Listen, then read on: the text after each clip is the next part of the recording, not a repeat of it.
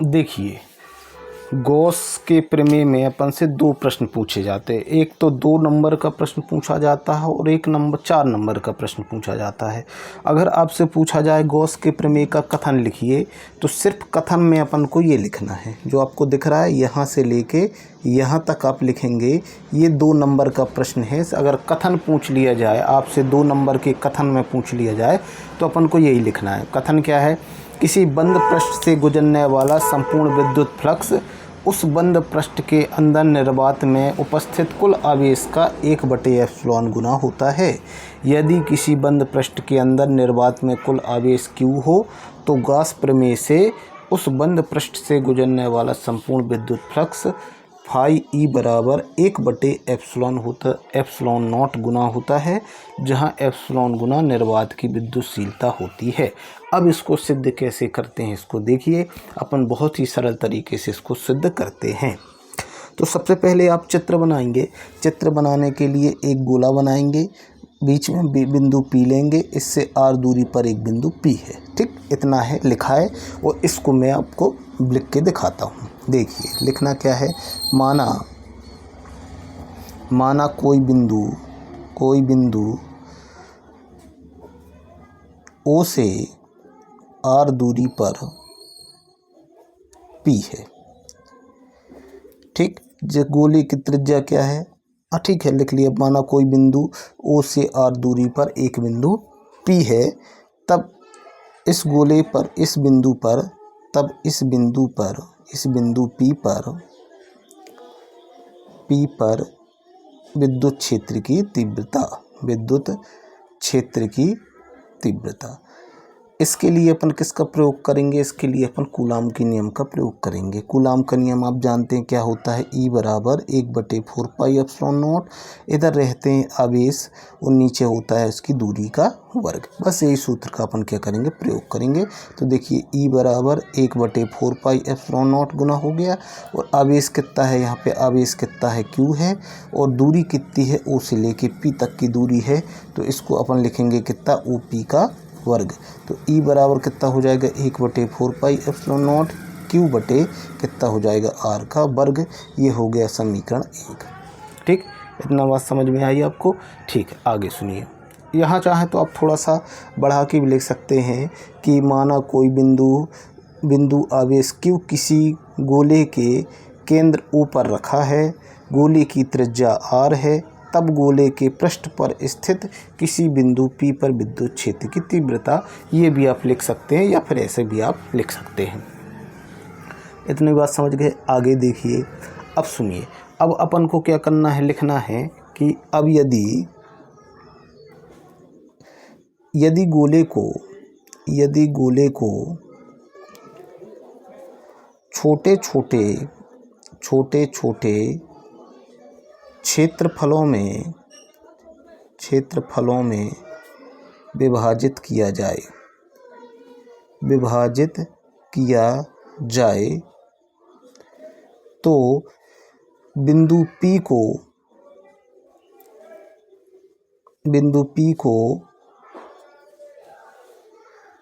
घेरे छोटे क्षेत्रफल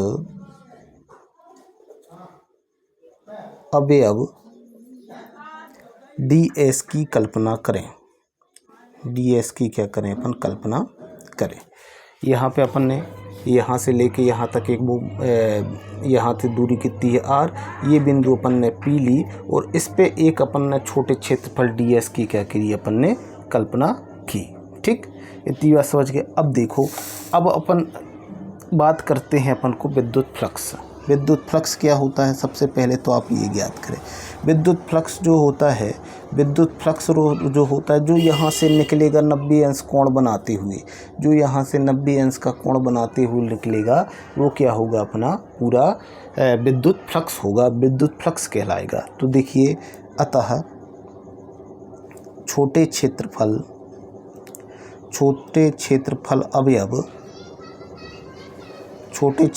अवयव ds से गुजरने वाला फ्लक्स। ठीक, फ्लक्स, इसको अपन कैसे दिखाते हैं, अपन फाई ई, लेकिन अपन छोटा क्षेत्रफल लिख रहे हैं तो इसको क्या करेंगे अपन डी फाई ई लिख गया। ठीक, अब क्या क्या गुजर रहा है देखो, एक आपका ई गुजर रहा है और डी एस गुजर रहा है, समझ गए इतनी बात।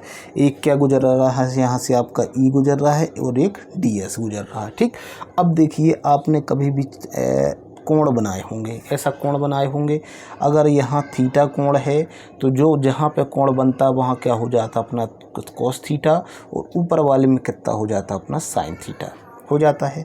अगर मान लो यहाँ डी एस है तो ये कितना हो जाएगा डी एस कॉस थीटा, ये कितना हो जाएगा डी एस साइन थीटा। ये बात आप जानते हैं, कक्षा 8वीं 7वीं का प्रश्न है ये, मैं आपको बता रहा हूँ। तो इसी प्रकार यहाँ पर डी एस था तो अपन ने इसको क्या ले लिया, डी एस कॉस थीटा ले लिया, मतलब इसको मैं कितना लिख सकता हूँ, phi E D phi E बराबर E D S cos theta ले लिया। ये क्यों लिया अपन ने, जब अपन ने इसको घटकों में वियोजित किया, घटकों में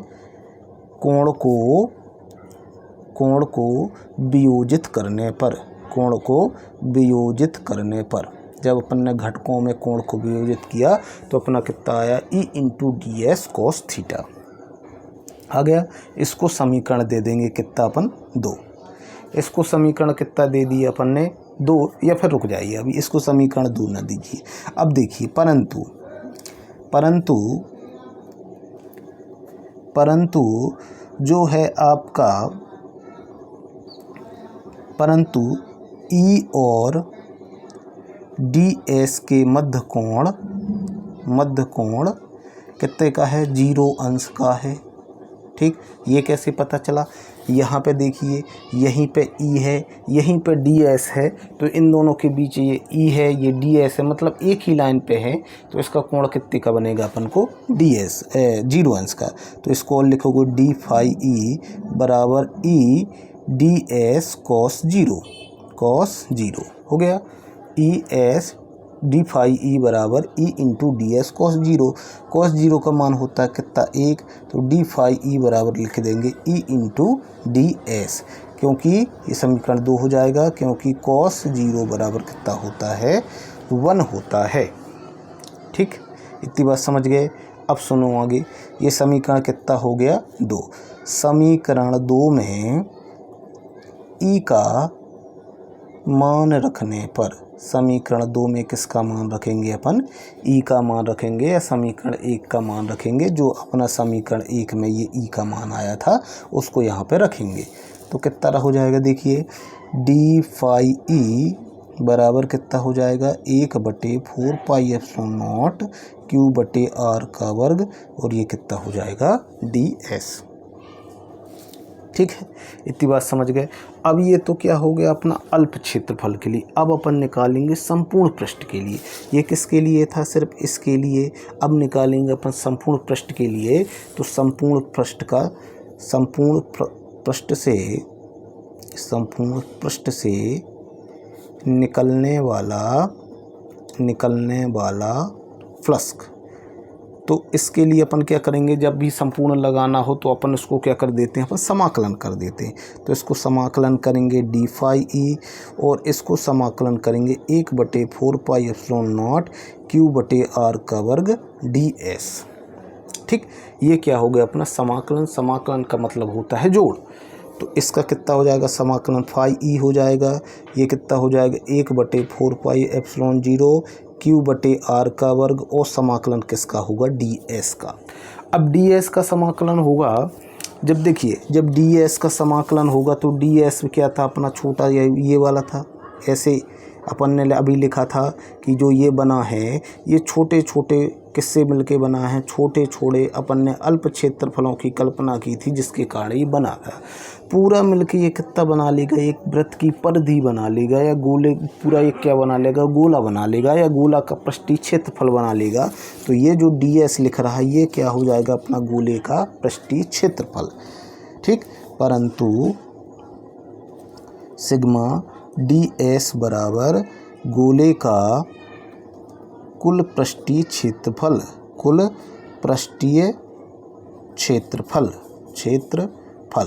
कुल पृष्ठीय क्षेत्रफल ये कितना होता है गोले का आप जानते हैं 4 पाई आर स्क्वायर। ये कितना होता है 4 पाई आर स्क्वायर। अब ये देखिए समीकरण 3 से कितना हो जाएगा फाई ई बराबर 1/4 पाई एप्सिलॉन नॉट क्यू बटे आर का वर्ग और ये कितना हो जाएगा 4 पाई आर स्क्वायर। हो गया कि नहीं 4 पाई आर स्क्वायर। तो देखिए 4 पाई से 4 पाई कट गया, आर के वर्ग से आर का वर्ग बट कट गया, क्या बचा आपका फाई ई बराबर कितना बचा आपका क्यू और एप्सिलॉन 0। यही अपन को सिद्ध करना था, यही गॉस प्रमेय है। ठीक, ये है ना, ये लिखा है आपको, देखो यहाँ पे लिखा है ये वाला, और वहीं पे अपन को सिद्ध करने पे ये भी आ गया, अपना जो अपन को सिद्ध करने का था वो अपन को मिल गया।